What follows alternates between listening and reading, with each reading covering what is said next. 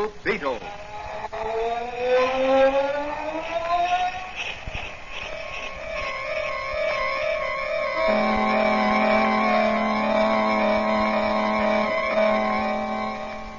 Sweeping down upon the underworld to smash gangland comes the friend of the unfortunate, enemy of criminals. A mysterious, all-powerful character, a problem to the police. But a crusader for law. In reality, Dan Garrett, a rookie patrolman, loved by everyone but suspected by none of being the Blue Beetle. As the Blue Beetle, he hides behind a strange mask and a suit of impenetrable blue chain armor, flexible as silk but stronger than steel.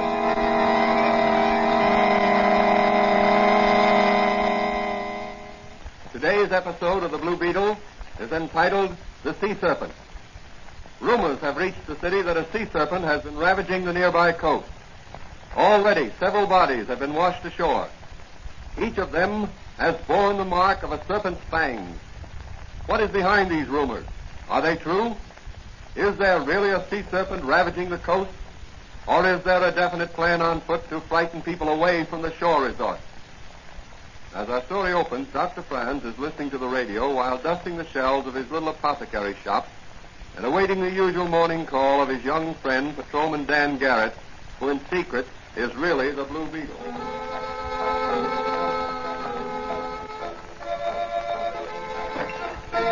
Morning, Doc. Oh, hello, Danny. Hey, what's that, a radio? Don't tell me you're going to modernize this quaint little shop of yours. No, it's not that bad. I just thought I'd like to have a little music once in a while. The customers also like to get the baseball scores and the news. Fine. What are you and Mike Manigan doing these days? Any special assignment? No, it's been a little quiet since we chased those racketeers out of Chinatown. What do you think about this sea serpent scare? I don't really know what to think. Are there such things as sea serpents, Doc? Well, the term sea serpent has been associated with huge dragon-like creatures we read about. But as a matter of fact, a serpent can be any size. According to reports, the bodies of these bathers who were bitten showed signs of having been poisoned. That's strange. We interrupt our regular program to bring you a special news bulletin. Breaker City. The body of another bather was brought ashore by lifeguards this afternoon. The bather, a man about 50, showed signs of distress while swimming about 300 feet offshore. His cries for help were immediately answered by lifeguards who rushed to his rescue. However, when brought to shore, he failed to respond to efforts at respiration and died on his way to the hospital. Doctors who examined the man reported finding marks upon the man's leg resembling snake bites. They contend that the man did not drown, but died from the effects of poison. Late news dispatches will be given over this station as received.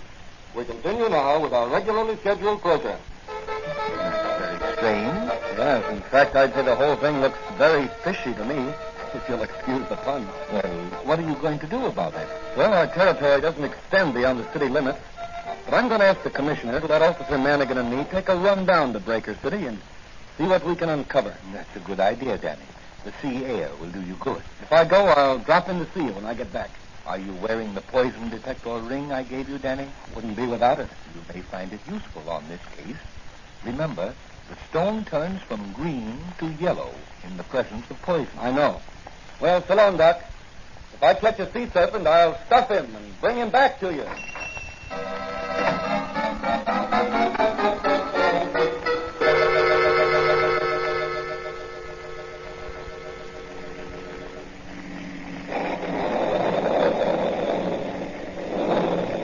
Sure, it's dark driving through these pine woods. Yes, and the rain doesn't make driving any easier. You know, it seems kind of strange to be working on a case in cities. They don't feel right somehow. I guess I must have feel of the police cap and the shine of me police badge. You still look like a cop, Manigan. Do I, Danny? Yeah. Nobody'd ever mistake you for anything but an honest-to-goodness cop. Well, then that's what I am. And I'm proud of it. Hey, say, there's a light ahead. Oh, that must be the lake house. Maybe they can put us up for the night. We can drive over to Breaker City in the morning. Yeah, that's a swell idea. I'll pull in and you run in and see if they can take care of us. Okay.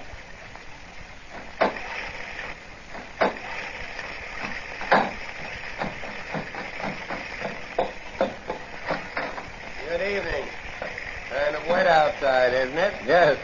Well weathered for duck. Traveling far? My friend and I are on our way to Breaker City. We saw your lights and decided to stop off for the night. Are you the clerk? I'm the owner. Own several hotels around the lake here. Oh, I beg your pardon. Got any accommodations? Sorry, but we're all filled up. Business must be good. Or has the rain forced the tourists inside? Yeah, it isn't the rain. We're having the best season we ever had. Is that so? I thought the summer resorts were complaining about poor business. Not here at Pine Manor Lake. Well, I guess we'll have to keep going. It isn't far to Breaker City. You'll find plenty of accommodation there. Well, if you're filled up, they'll be too. I hardly think so. They're not doing so well this season. This sea serpent scare seems to be keeping people away from the seashore. But one man's misfortune is another man's gain. We seem to be getting the business that usually goes to the seashore. Is that so? Well, that's very interesting. Good night. I'm more anxious than ever to get to Breaker City.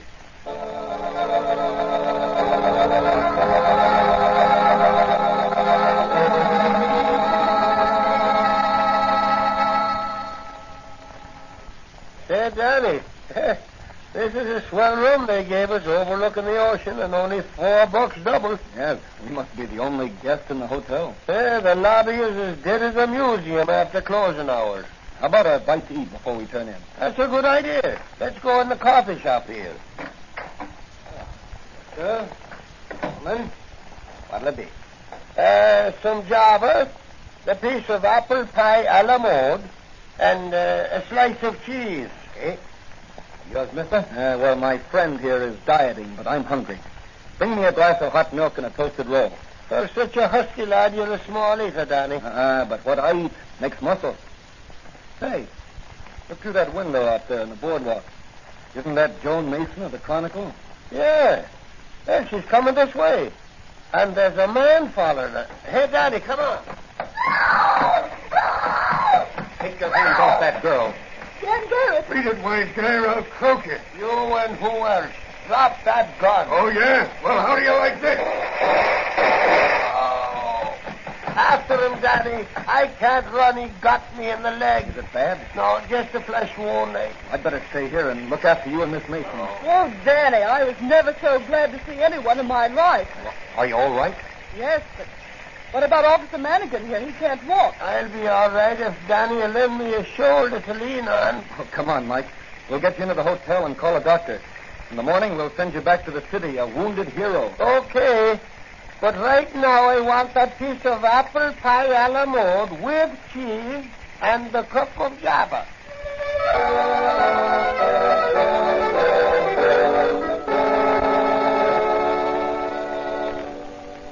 You say, Joan, you talked with one of the lifeguards who's made several rescues? Yes, I told him I was investigating the sea serpent story for the Chronicle. Well, what did he say? He said that in each case he'd seen something that looked like a serpent's tail lash out of the water just before the victim cried for help. Well, have you found anyone else who claims to have seen the sea serpent? No, I haven't. That's strange. Yes, isn't it? Where did you pick up this man who was following you? In a restaurant on the boardwalk. He came in while I was eating and followed me when I left. Well, this sea serpent scare is either a practical joker's plan gone haywire, or it's a well-thought-out scheme to ruin the season for Breaker City. Doesn't look like a joke to me. Mr. Downs, the owner of this hotel, is ready to commit suicide. He's losing thousands of dollars every day. Well, you better get some sleep. I'll see you in the morning. What about Manigan? Oh, I'll put him on the train and ship him back to the city. The doc said his wound wasn't serious, but he won't be much help to us here. How about meeting me out on the pier? They're pulling in the nets at sunrise, and they may catch a sea serpent. I'll be there with some salt for his tail.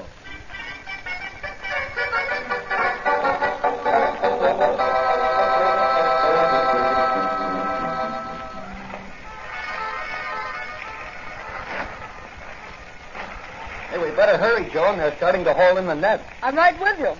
Oh, there's Mr. Downs. I want you to meet him. Good morning, Mr. Downs. Oh, hello, Miss Mason. This is Dan Garrett. Beautiful day, sir. Maybe to some people, but not to me.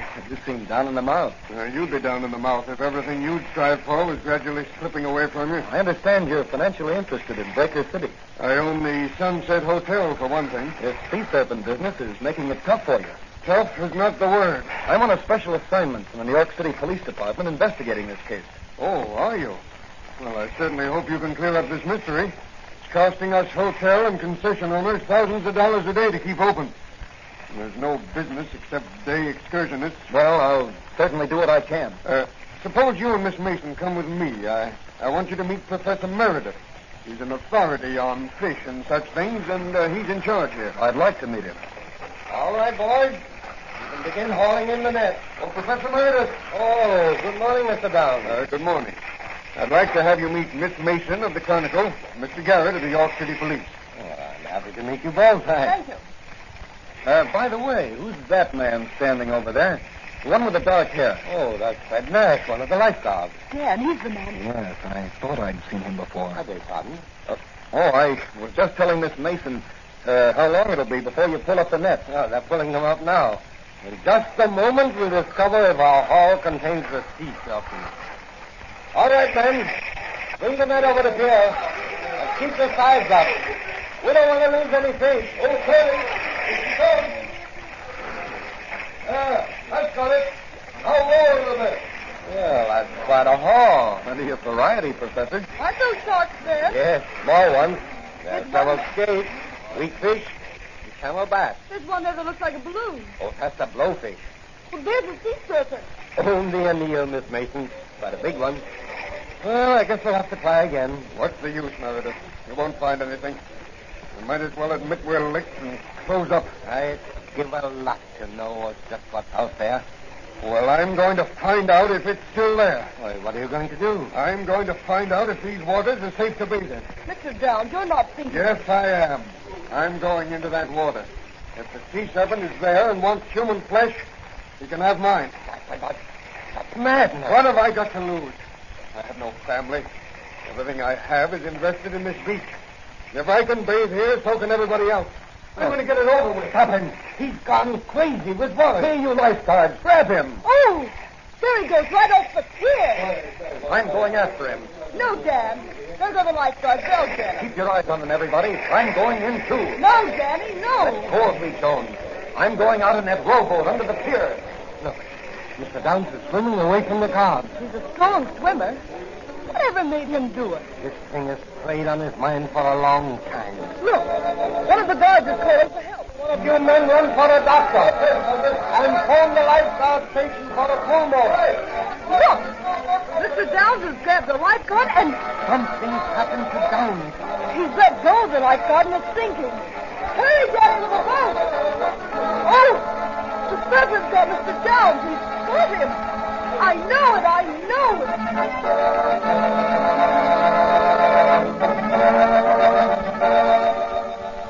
What is this slimy thing that lurks in the waters off Breaker City? Is it a sea serpent or a poisonous fish? Will Danny solve this mystery, or will the Blue Beetle have to go into action?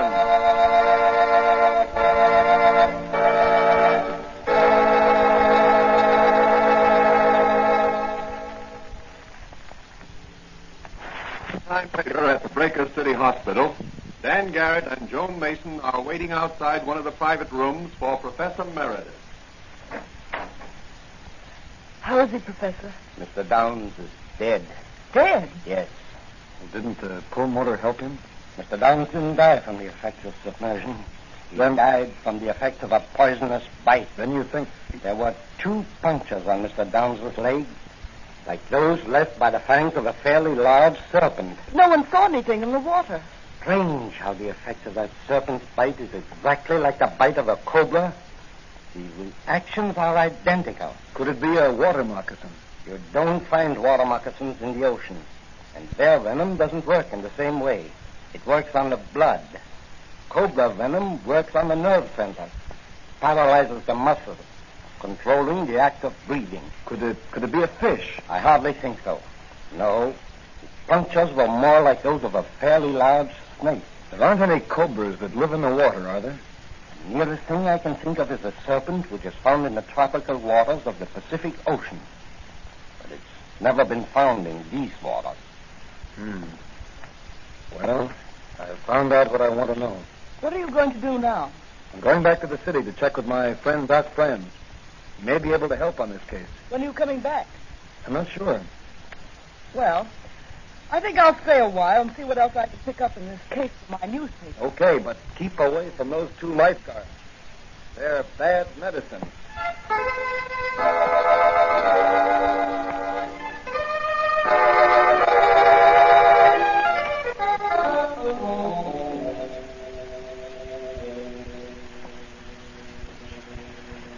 So you suspect the 2 lifeguards of being implicated in these deaths?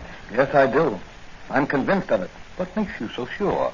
Well, all the time I was rowing the boat with the 2 lifeguards and Mr. Downs back to shore, the stone in the poison detector ring was bright yellow. But perhaps the poison in Mr. Downs' body. No.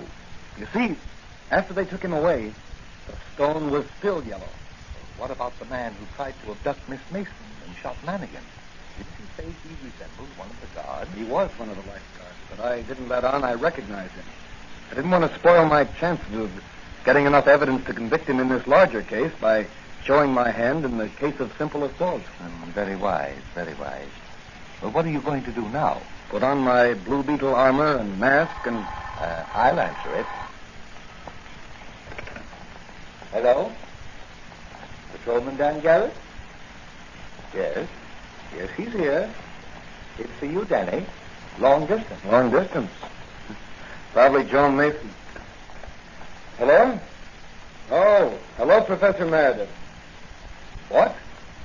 Joan Mason has disappeared? But she hasn't checked out of the hotel? Well, I can't get down there myself, but I'll see that several of our best men are sent down right away. Thanks for calling. Goodbye. What's the trouble, Danny? It looks as if someone had kidnapped Joan Mason. Help me with my Blue Beetle costume, will you, Doc? Why, certainly, Danny, certainly. Where are you going? I'm driving down to Breaker City. But you just told Professor Meredith you weren't coming That's down. right. Dan Garrett isn't. But the Blue Beetle is.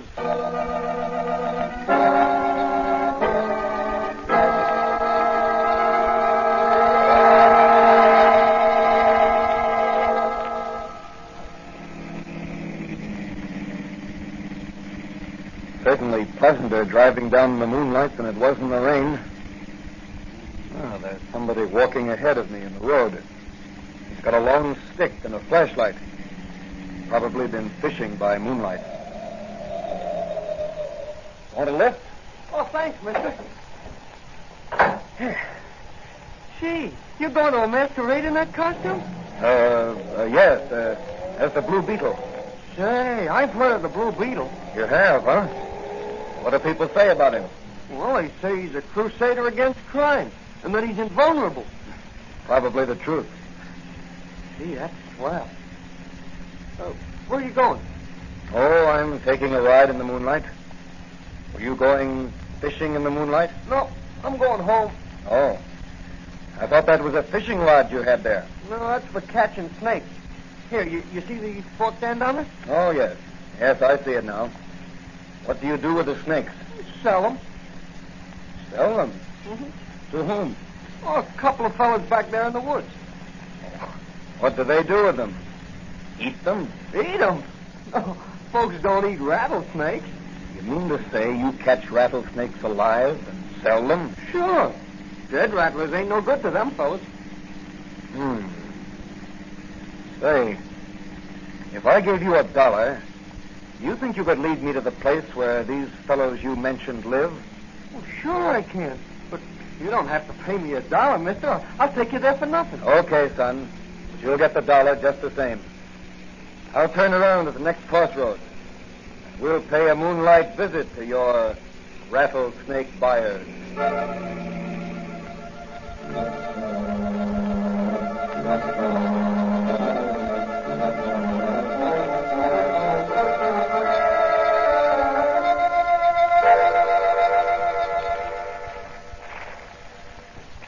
So, Miss Mason, it's very unfortunate for you that you got as far as you did with your investigation.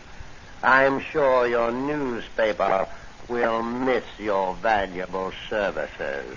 What are you going to do with me? Make sure you won't disclose the information you have to anyone. You can't get away with this. Oh, you are in error, Miss Mason. We have gotten away with it in the past.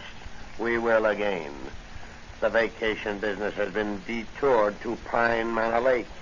It will still follow that detour after your body is found floating in the ocean, a victim of a poisonous sea serpent. You wouldn't dare. Wouldn't dare? Fred, Joe. Yeah, boss?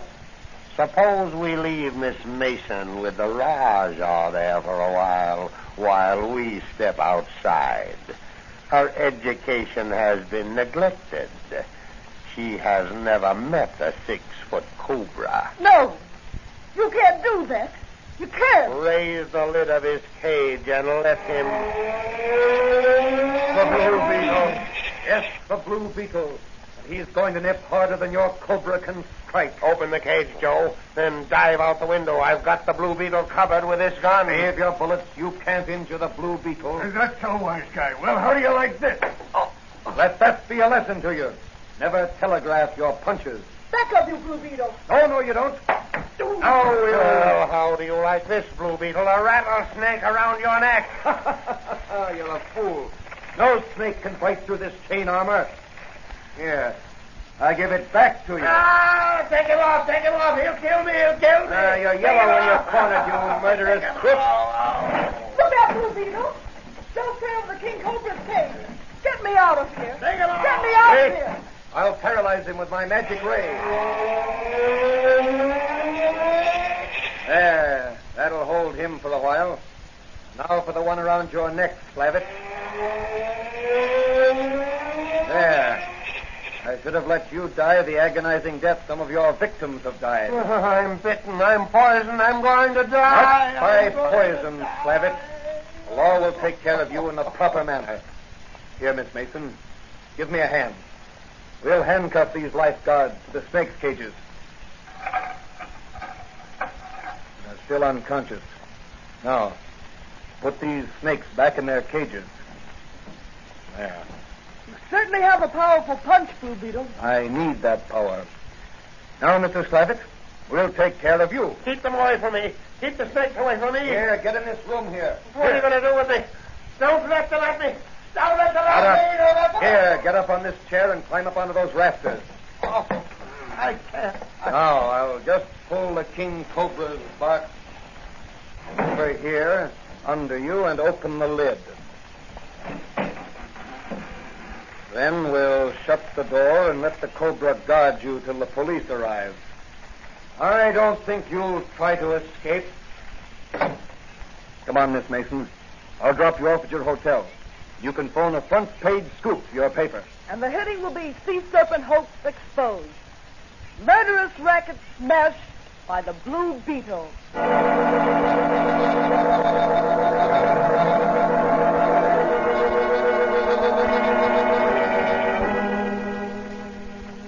But, Danny, how did the lifeguards operate? They couldn't take the cobra into the water with them. No, they extracted the poison from his poison sacs. Used it in 2 hypodermic needles taped together. The hypodermic syringes were small and easily concealed in the palm of their hands. But when did they inject the poison into their victims? As they rescued them. If some poor devil was taken with a cramp and called for help, the lifeguards would swim off or row out to him. Then when they got to him, they'd put their twin needles in him and give him a shot of poison. Those points made a double incision. Then they'd bring him into shore to die a painful death from cobra venom. Well, what were the rattlesnakes used for? To feed the cobras. Professor Meredith told me that. Oh, I see. Well, how do you account for the stories of people actually seeing the sea serpent? Oh, they let their imaginations run riot after the lifeguards started the serpent story. I see. And you got your first clue from the poison detector ring I gave you? Yes, Doc. It was your gift to me that really saved the businessmen of Breaker City from ruination. Well, you did a good job, Danny. Yes, but I'm glad it's over. I never liked snakes, and I'll fight them whether they crawl on their bellies or walk on 2 feet.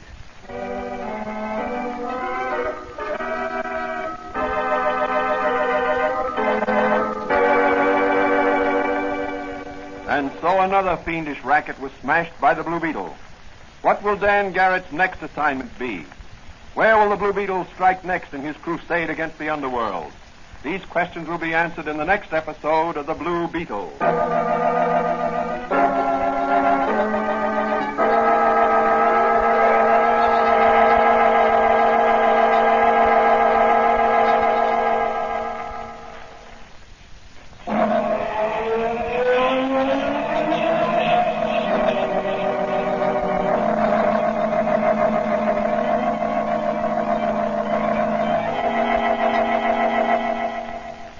Beetle is a copyrighted Fox feature appearing in Mystery Men Comics magazine on sale at your newsstand.